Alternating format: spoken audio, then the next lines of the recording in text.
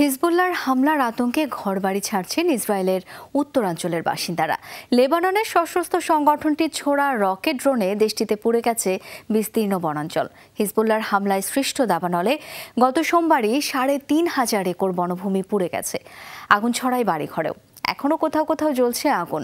ক্ষুব্ধ ইসরায়েলিদের অভিযোগ, তাদের নিরাপত্তা নিয়ে কোনো মাথা ব্যথা নেই নেতানিয়াহু সরকারের। গত সোমবার রাতভর এভাবেই দাউ দাউ করে জ্বলা আগুনে পুড়ে যায় ইসরায়েলের উত্তরাঞ্চলের বিস্তীর্ণ বনভূমি। হিজবুল্লাহর ছোড়া রকেটে সৃষ্ট আগুন যতক্ষণে নিয়ন্ত্রণে আনা হয় ততক্ষণে পুড়ে যায় ৩,৫০০ একরের বেশি বনাঞ্চল। ইসরায়েলের বন বিভাগের তথ্যে হিজবুল্লাহর একদিনের হামলাতেই উত্তরাঞ্চলে পাহাড়ি এলাকায় আগুন জ্বলেছে অন্তত ৯৪টি স্থানে। আগুন নিয়ন্ত্রণে আনা গেলেও পুরোপুরি নেভেনি। এখনও কোথাও কোথাও পুড়ছে গাছপালা। আগুন ছড়িয়েছে আবাসিক এলাকাতেও। গত মে মাসের শেষ থেকে এখন পর্যন্ত ইসরায়েলের প্রায় ১০,০০০ একর বনভূমি পুড়ে গেছে, যার বেশিরভাগই পুড়েছে হিজবুল্লাহর হামলার কারণে। গাজায় তেল আবিবের নির্বিচার আগ্রাসনের প্রতিবাদে উত্তরাঞ্চলের গ্রামগুলোতে এখনও প্রতিদিন রকেট ড্রোন ছুটছে লেবাননের সশস্ত্র সংগঠনটি।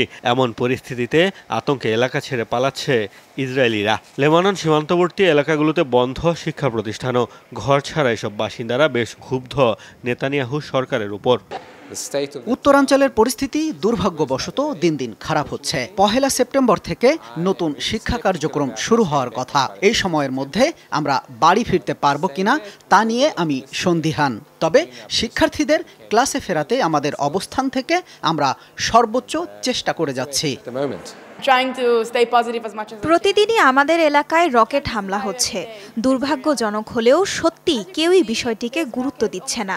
যুদ্ধ বন্ধ করার কোনো পদক্ষেপ নেওয়া হচ্ছে না।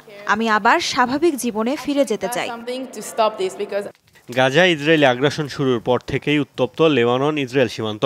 হিজবুল্লাহ তেল আবিবের হামলা পাল্টা হামলার জেরে এখন পর্যন্ত এলাকা ছেড়েছেন ইসরায়েলের উত্তরাঞ্চলের প্রায় ৬০,০০০ বাসিন্দা। এদিকে লেবাননের কয়েকটি গ্রামকেও ধ্বংসস্তূপ বানিয়েছে ইসরায়েলি সেনারা। মোস্তফা মাহমুদ, যমুনা নিউজ।